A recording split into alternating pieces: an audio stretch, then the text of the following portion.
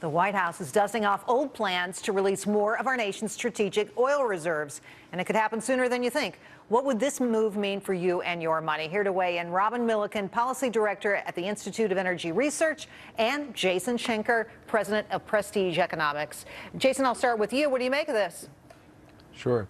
Well, you know, I think there's a lot of talk that always comes up around the SPR whenever gasoline prices get higher like this, whether it actually happens or not.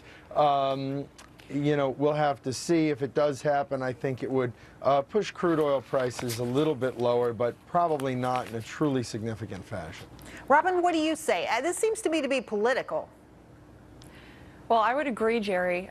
One of the I guess only good things to come out of this consideration is that the Obama administration is finally admitting that increased supply, according to basic economic principles, will push prices down.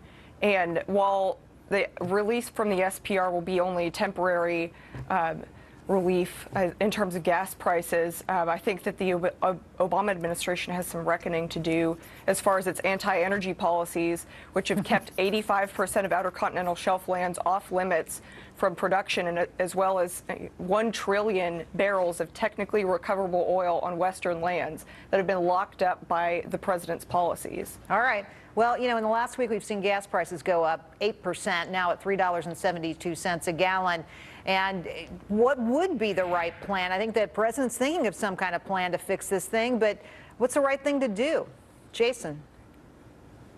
Well, you know, there is no real right thing to do. We just need to wait for the end of the driving season when people demand less gasoline and the price will automatically fall. You know, I mean, in terms of what opening the SPR would do, you know, you're trying to you know, potentially push down the price of gasoline. You know, could this be politically advantageous for the president going into the election season? Of course, you know, that would be a positive, but it could also have a negative backlash just from the side of, you know, this is a strategic petroleum reserve. It's supposed to be really in case of true emergencies, not just because the price is getting towards $4 and the American public doesn't like that. It's, you know, we've seen this happen before when they do this, right? The impact is often short-lived. What do you say, Robin?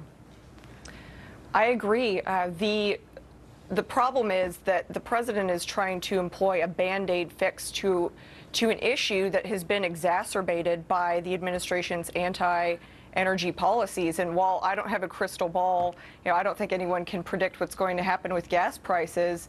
I think it is important for the administration to look at history, which shows that markets do respond to anticipated future increases in supply.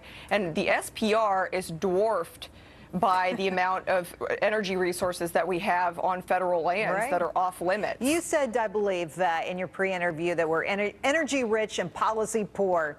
Jason, to you, New York Times reporting that we're increasing our dependency on Saudi Arabia, something that I always hoped we were going to get away from, but it's higher now by about some 20%. What do you make of that?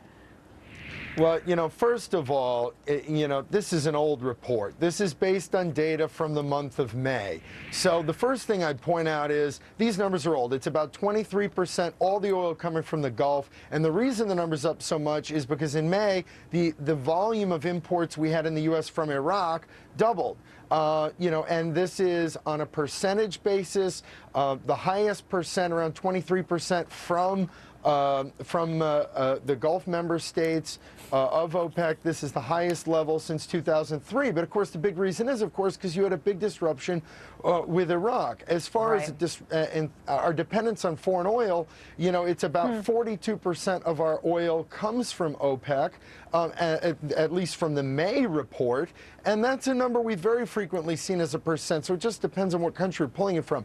More important is probably a weekly report that the New York Times did not quote, just came out, showed that right now the amount of oil we're demanding in the U.S. is at the most recent week was from the highest level since November of 2011. And that's actually a positive thing, showing that the U.S. economy is growing. In other words, the price of gasoline is up, not just because of Iran, but because we're seeing more economic growth. Quick final question to you.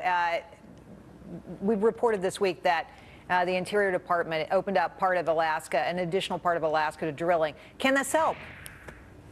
Well, that's just nonsense. The fact that Secretary Salazar categorized this or tried to spin it like he was actually opening up the Naval Petroleum Reserve in Alaska is totally ridiculous. The fact of the matter is that that reserve in Alaska has been open since 1980, and that was specifically set aside for energy needs in the United States. And the fact that they're shutting off half of it, that they're trying to spin that as if they're opening it, shouldn't fool anyone. And people that are concerned about domestic energy production should definitely be outraged about it.